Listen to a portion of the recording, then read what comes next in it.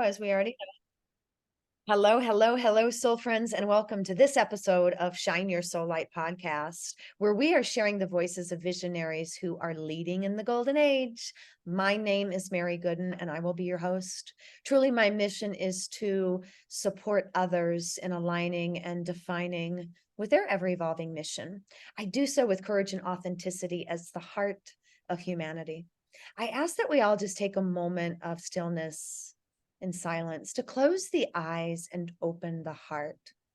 May we anchor in love, compassion, and grace, and may we receive wisdom, guidance, and inspiration. Thank you, thank you, thank you.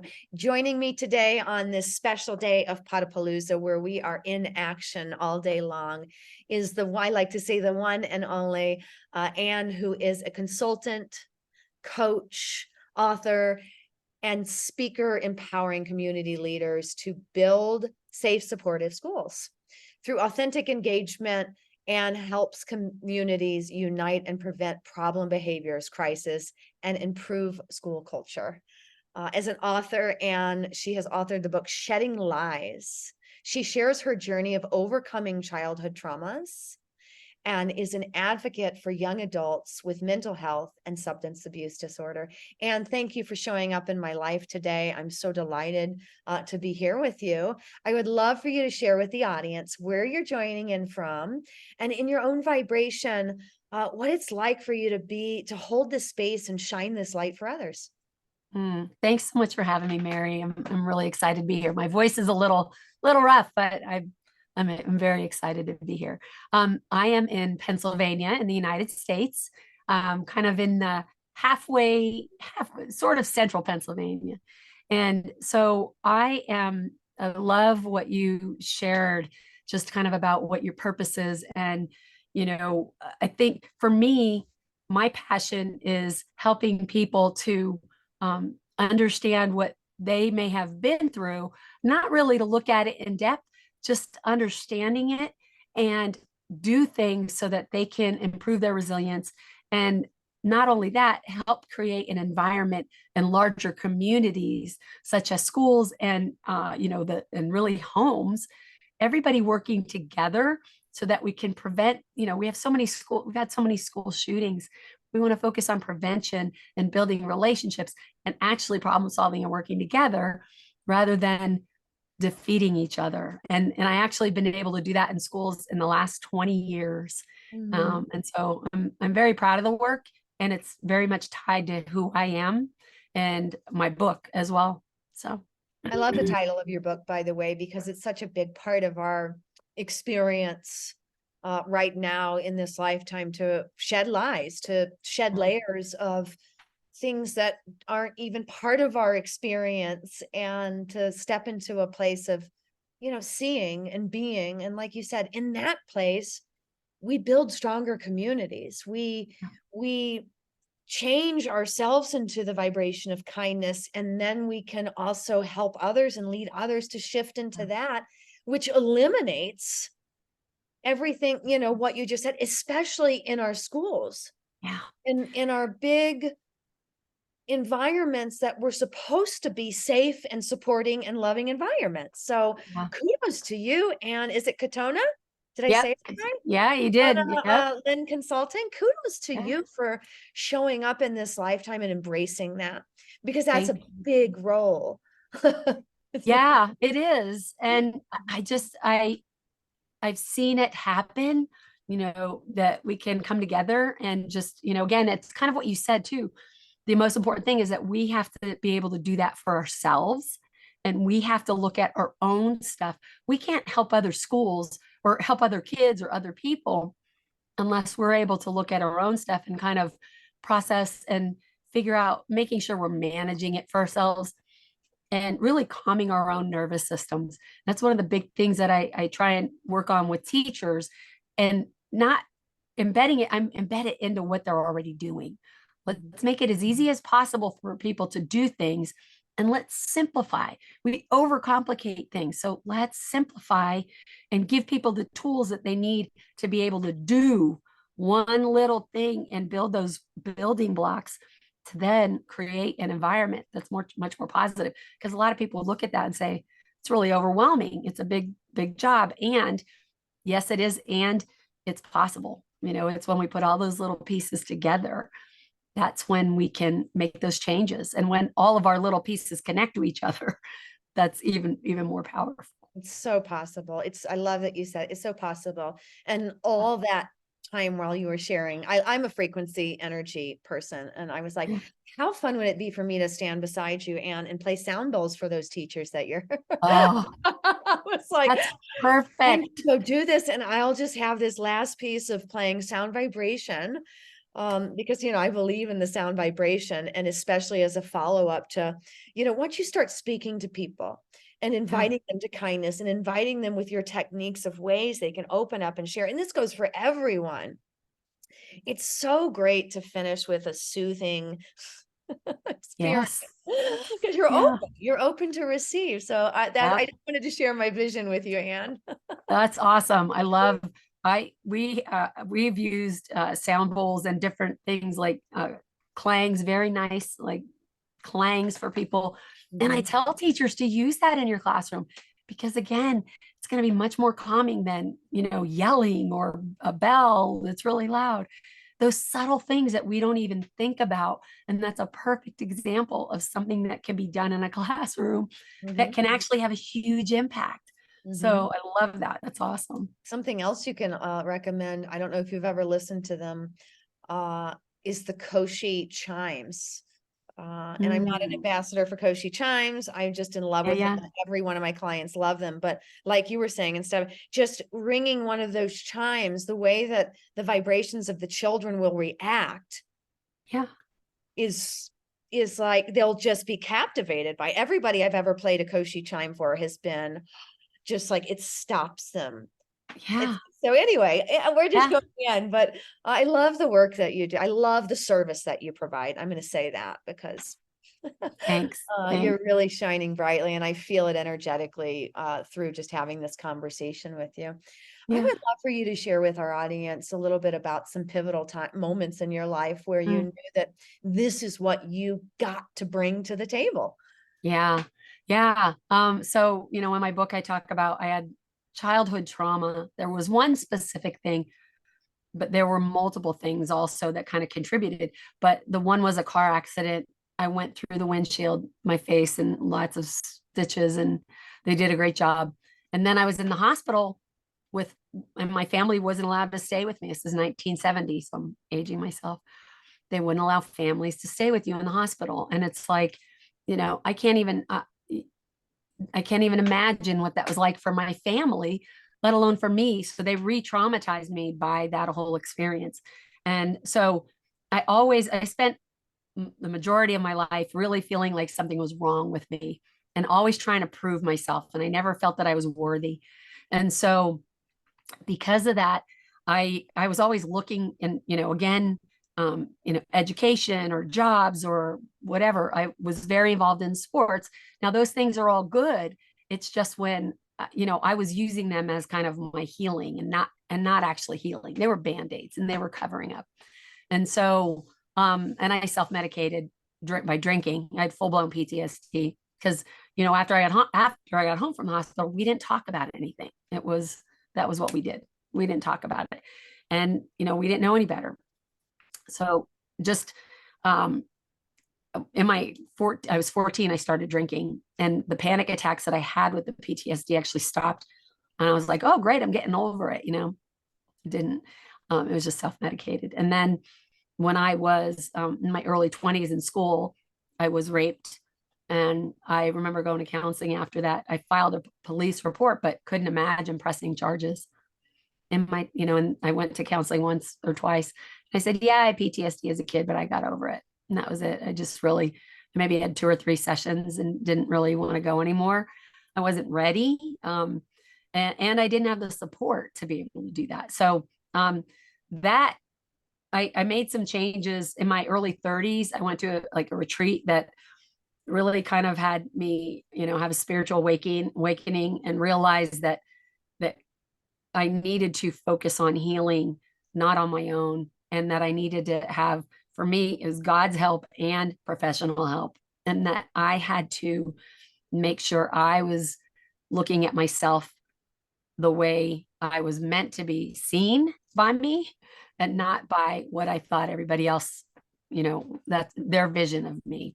And so that was the beginning. And that was also the same time that I got into special education and behavior analysis because I wanted to figure myself out. And so with that, I found out more about what trauma is and how it impacts you in many ways. And as I was working with kids with most challenging behaviors, I loved it because I understood them. Even though I was an internalizer, I tried to put on a really good face my whole life and hide everything, but I still understood these kids. I understood what they were going through. So I really wanted to help them. And as I was going through that and working with the kids, I realized that the adults are struggling too, because they often get into the field because they may be doing the same thing that I did. And so I ended up moving into coaching and training. And that's what I've been doing the last 20 years. And one of my most recent things, I was state project director for Safe Schools, Healthy Students, which came out of the Sandy Hook and the Columbine shootings, really focusing on being much more proactive. And I share my story. And so all of these things kind of have brought me to where I am, is that I share my story across all of my experiences as a child, as a teacher, as a just an adult in general, that I share those experiences and I work with people on the ground and try to help the systems. So I help to build the infrastructure and also work with the people as individuals. I kind of work on both ends because it's important to have those relationships, as well as then go back and create the support to keep them all going. So that's kind of what led me to what I'm doing now, and what continues to influence me in everything that I do, and trying to help others. It's, again, yes, I see the possibility, and I know how I've healed, and I know how, there's so many things. It's not just the professional counseling. There's so many things that can be done, that we can do and put in our environment on a daily basis, that can really help us to navigate everything that's going on. And that's really one of my passions, is helping to do that. I can feel it, every minute of it. And knowing what we know about why we experience life, and getting to the place where, pardon me, getting to the place where you are now and I am now, that we can look at it and say, this is what I get to share to inspire others now. It didn't really happen to me. It happened so I could support others in it. So yeah. is oftentimes we look at it, our experiences, as good, bad, or indifferent. They're really all just purposeful, so that we can shine and show up and allow others to be inspired by what we have been through, knowing that they too can make it all the way through, right? Yeah. Opportunities to grow. They're all opportunities to grow. That's how we look at them. I'm a lot like that too, Anne. Like, I choose the experiences that I need growth in, and I go in them, as a semi-leader in them, so that I can, we just have an enhanced way of developing our skills. And I think that's brilliant. So I see you fully. I would love a little bit more, and I know you shared a bit about how you lacked support during this time, and I love you use some of the same terminology I use with our parents and with their parents, and with things that have happened. Some of our leaders, is they don't know any better. That's exactly it. They Exactly it. just know what they've learned. Yep. So holding, And they don't know what they don't know either. right. And that They're too. open-handed. Yeah. So much of that has been woven through our decades worth of our experience, especially speaking to our parents, and holding grudges and putting up boundaries and barriers in our relationships, when the truth is, they don't know what they don't know. We don't know. We learn and we grow. So I love to share little tidbits or pivotal moments about relationships and what that looked like for you as you were moving through your life and expanding in your light. And, because sometimes we have to let go of people, and sometimes we get to bring more people in. But I find one of the one of the biggest challenges, I'm going to use that word, for people wanting to take the next natural step forward is that somebody really close to them doesn't approve or doesn't support it. Yeah. Yeah. And it's such a sad thing. And I've experienced that. I've had to let people go in my life because when I was having my awakening, it was really like, you know what? I have to focus on having people around me who are going to support me. They're my safe people. And when I was a child, I gravitated towards the people who I felt safe with. So I didn't even know that that's what I was doing. So when I was an adult, it was a little bit harder, ironically, Mm. because I wasn't in that fight or flight mode. But it's the same mechanism applies. It's like, okay, if I have to listen to my gut, if my gut is saying something is wrong here, I need to, one of the first things that I really had to learn is having healthy boundaries for myself. And that's, relationships, who I work with, what kind of work I do, all of those things. I had to look at what is it that I want before I can, if I didn't look at that and find out what I needed and wanted, then it was going to be hard for me to have boundaries in relationships. If I know what I need, I'm not telling them it's you, it's not you, it's me. I'm specifically saying I need healthy boundaries. I need people who are going to support me in my life right now. And if you can't do that, I can, we can be at a distance, but I can't have you as a strong influence in my inner circle right now. I hope that changes and I hope I'm wrong, but, Mhm. and it's easier when when you understand your own boundaries, then you can communicate them. And then if somebody tramples your boundaries, that's on them. That's not on you. So true.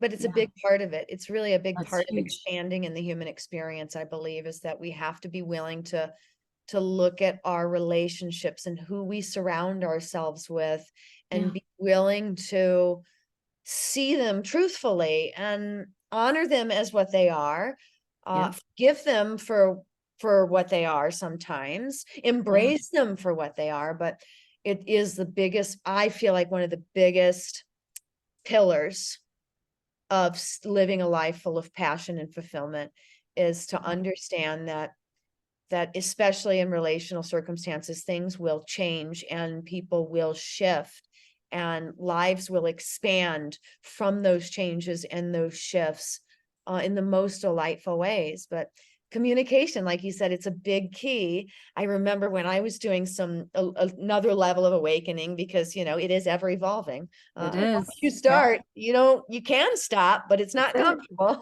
Right. But I went to my husband and I said, listen, and this is how it sounded, just in all transparency, like, I'm ready to invite my feminine energy forward. I'm ready to invite my playful, emotional, loving, caring woman forward, because I had been put through decades worth of climb that corporate ladder, Mary, and be getting pride and get strong and Mm-hmm. leave your emotions out of it, and get hard and Yep. aggressive. And so I was like, I don't know what she looks like, and I don't know how she's going to act, or there might be crying and in different words, but she's coming. And Love I, it. all transparency, I'm inviting her to come and meet myself. I was inviting myself to unity. Okay, that's what Yeah. I was doing. Yeah. But I communicated it. I And love that. perhaps at some point, because I have a previous marriage a relationship of 25 years that ended previous to that. And I will tell you that that level of communication wasn't there.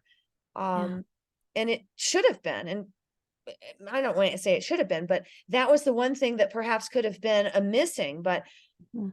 nonetheless, all of my experiences are a gift, and I am so happy to do it all over again, exactly as it went, just like I am right now, just like you Yeah. would probably say the same. Like, these Yep. are things that are part of the process of shining our light, becoming a lighthouse to create lasting change in the world. And you're Absolutely. stepping in a big place of it with the children, with the teachers, with really, those are the leaders of the world. So Yeah. again, a bow to you, Anne. Thank you. So how can these magnificent listeners connect with you? How can they get closer to you? Some of maybe the teachers listening from around the world that might want to bring you into their community. Mhm. Um, what are some ways that people can get close to you and work with you and Yeah. connect? So you can reach out on my website, KotonaLynnConsulting.com. I have several different podcast interviews and other free resources, as well as you can schedule a phone call with me and we can talk and see how I can help you. I've also, I do keynote speak engagements, and I have my book as well that just was launched in March, and I've been doing book signings for that. I'm like I said, I'm in Pennsylvania, but I've been all over, and I obviously can do a lot more things virtually, and then I'm doing a monthly resilience circle starting in September. And that's going to be, it'll be free. And then we will also have kind of a paid membership piece so that it will be, people will be able to still participate even for free. And then there will be kind of VIP offers for people if they want to get additional support on things.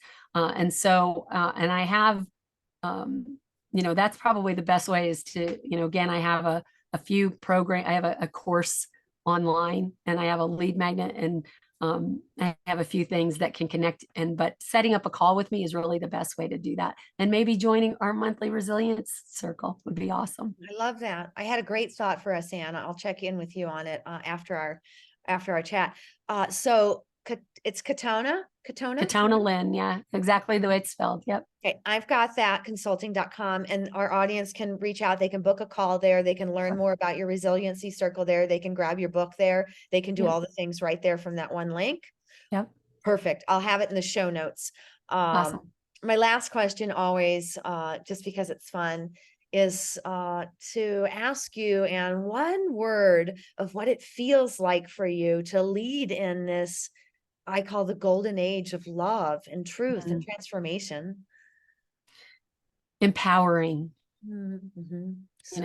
It's just I feel my own power, and I love just helping others to feel empowered as well. It's such a passion of mine. Isn't it such a neat experience to Yeah. watch someone light up right before your Yeah. eyes? Yeah.